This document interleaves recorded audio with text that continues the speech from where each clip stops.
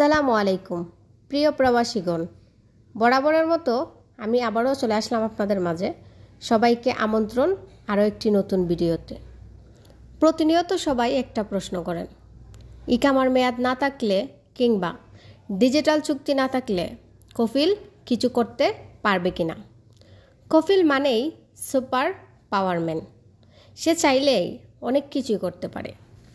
জাওয়াজাতের নিয়ম অনুযায়ী কোনো ব্যক্তির যদি ইকামার মেয়াদ না থাকে তাকে হুরুপ দেওয়া সম্ভব ছিল না। এটা ছিল 25 অক্টোবর 2022-এর আগের নিয়ম। 25 অক্টোবর 2022-এর পরে মানব সম্পদ ও সামাজিক উন্নয়ন মন্ত্রণালয় হুরুপ সিস্টেম তুলে টার্মিনেট সিস্টেম চালু করেছে। আপনার যদি ডিজিটাল চুক্তির মেয়াদ থাকে তাহলে আপনার কফিল আপনাকে টার্মিনেট করতে পারবে।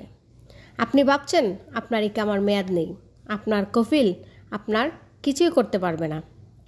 আপনার যদি ডিজিটাল চুক্তির মেয়াদ থাকে সেক্ষেত্রে আপনার কফিল কিউআর মাধ্যমে আপনাকে টার্মিনেট করতে পারবে। তাছাড়াও এখন কিন্তু 3 মাস 6 মাস মেয়াদি একামাও করা যায়। সো আপনার কফিল চাইলে হয়তোবা 3 মাস মেয়াদি একামা করে আপনাকে হুরুপ করতে পারবে, হুরুপ দিতে পারবে, অথবা ওনার অন্য যা ইচ্ছা উনি সেটাই করতে পারবে।